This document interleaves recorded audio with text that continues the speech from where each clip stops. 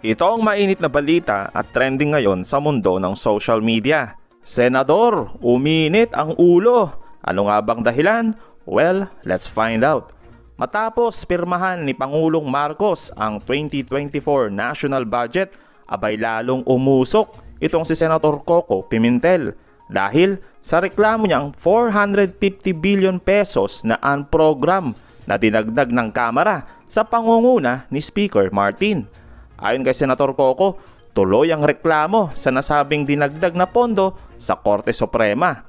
Masaya naman ang buong Kongreso, lalo na si Speaker Martin, dahil sa wakas, matutupad na di umano ang kanyang pangako na mas murang bigas itong susunod na taon.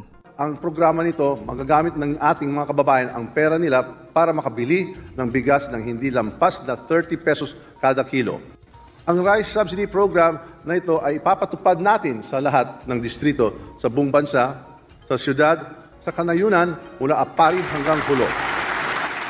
Samantala, matapos ang panawagan na palayasin na ang Chinese ambassador na si Wang Zilian dahil na din sa pagiging bastos at pambubuli sa mga kababayan natin, abay nagsalita na ang Pangulong Marcos tungkol sa panawagan na palayasin na ang nasabing Chinese ambassador. The truth of the matter is, kahit mapalitan na si Ambassador Wang, pareho pa rin ang sasabihin ng susunod na ambassador. Dahil yun ang linya ng China. So, hindi nila titigil yan. We cannot overreact. Yung mga ibang nga napipikon, sabi ko, hindi naman tungkol sa atin to, tungkol sa Pilipinas ito. Kung magkamali tayo, hindi malaking gulo. So, we don't want to go anywhere near that situation. Samantala, sa Senado, binunyag naman kung sino talaga ang mga traidor at maka-China. Ayon kay Senador JV, naniniwala ito na hindi si dating Pangulong Duterte ang may utak sa mga nagkalat na social media influencer na maka-China na tinawag pa niyang bayaran. Wala akong away kay President Duterte. Ito lang pong kanyang mga dating supporters. Nagulat ako bakit sobra ho silang naging pro-China. And I suspect that it's I'm hoping that they would realize that they are being used for destabilization efforts. Siguro yung perception nila, pro-China noon si President Duterte. But I don't think it's President Duterte behind it. No? Sa kanila na yan eh. Pero ayon naman kay dating Senador Trillanes, malinaw kung sino ang leader ng mga maka-China. Lolokohin ka ng tahasan. Parehas ng template kagaya ni Duterte, di ba? Kung manloko, talagang hindi kumukurap yung mata eh. They can say that to your face. So, ganun yung pinakang nakita ko lately. Ngayon, ina-activate talagang ang lakas. Talagang pinipilit nilang pihitin yung katotohanan. At kargado ito. Siguro, bunga na rin ng kahirapan. Marami mga Pilipinong, sige, kahit mag-troll sila para sa China, para lang may kabuhayan. Matatandaan na nagkaroon ng bardagulan itong si Mark Lopez na kilalang Duterte supporter at si Senator JB tungkol sa issue ng mga bayarang pro-China. Narito naman ang matinding pahayag ni Senator JB sa mga bayarang maka-China. Yun ang I don't know if they really believe in the narrative of China. Napakahirap ibenta eh. Kung Pilipino ka talaga, kung normal kang Pilipino, hindi ka kakampi sa China dahil binubuli tayo, kinukuha ng teritoryo natin eh.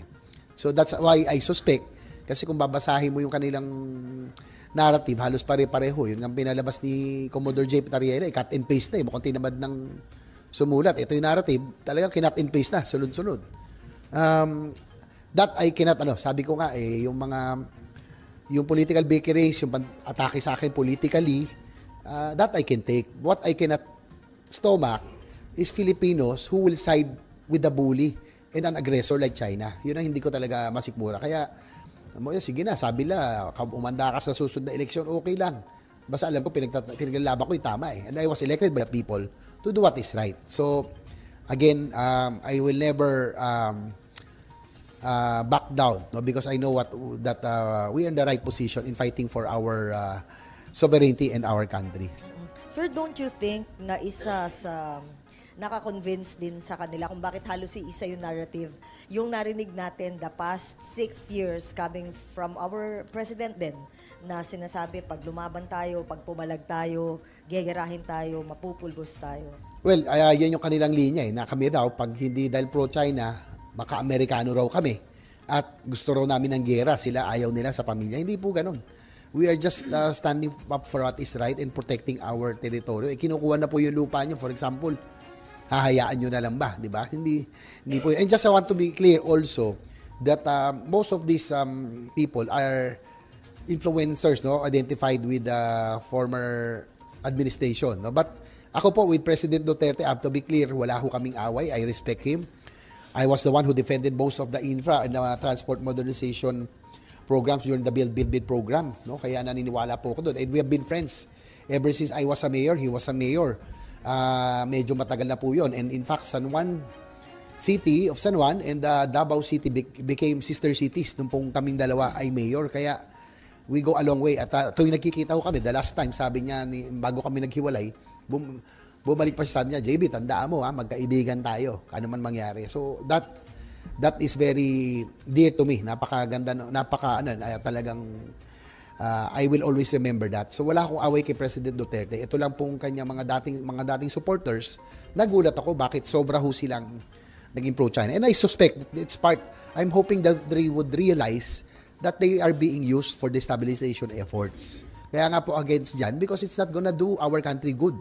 Any destabilization, any adventurism at this point will not be good because it will only cause political instability and economic instability. Hindi na tayo makaka-progress talaga.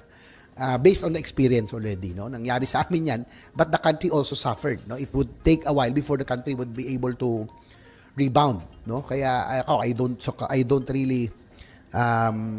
will not really welcome any adventurism at this time. Kailangan magkaisa tayo. That's why I appeal, mag-ceasefire muna ang both all political bickerings be set aside and let us work in fixing all of this and trying to surmount all of these challenges. Sir, sabi niyo nga, no, tama ba yung take ko? Following the line of former President Duterte but not necessarily because si President Duterte yung nag-i-instigate yung behind it. Yes, I think they're just, siguro perception nila, pro-China noon si President Duterte. But I don't think it's President Duterte behind it, no? Sa kanila na yan eh. Mukhang, I don't know kung totoong paniniwala nila yan o trabaho lang nila yan. There are intel reports that they are being tapped by China and funded by China to cause trouble internally. Kaya nga kasi meron tayong external problem with China, so they're causing commotion and trouble internally para mawala siguro yung attention ng gobyerno natin.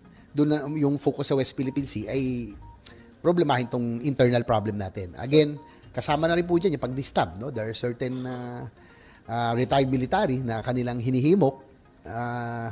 I'm hoping that they would this time realize that any adventurism, destabilization effort, again, I would reiterate, will not be good for the country in the long run.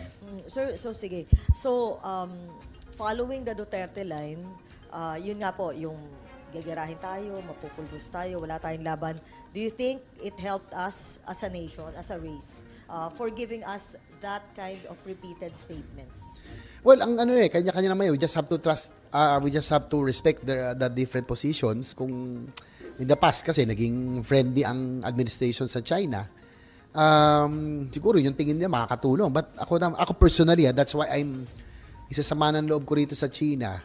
Alam niyo naman, advocacy ko, one of my advocacies is infrastructure and transport modernization. No? Pinush natin yung North-South Commuter Line, South Long Haul, Subway, Mindanao Railway. Yung pong North-South Commuter Line and the Metro Manila Subway, it's already under construction. No? It's progressing because it's Japan and ADB who committed and financed. Itong South Long Haul, yung going to Bicol, yung Bicol Express noon, and Mindanao Railway System, nakuha na nga ng China, they committed, ngayon po, nakabitin. That would have solved a lot of our problems. That could have given more potential for Mindanao to achieve economic progress and peace, and yung talagang lasting peace. So, kumbaga, how can we trust China as a real ally when the things that they committed to do, like infrastructure projects natin, hindi nga nila ginawa di ba? Kinancel po nila. Or nakabinbin itong South Long Haul, yung Bicol line, and the Mindanao Railway System. So that's one of the things that I really have against China. It's if they are really an ally and a friend, dapat tinuloy po na. Eh, hindi po na tinuloy. Kaya how can we trust them?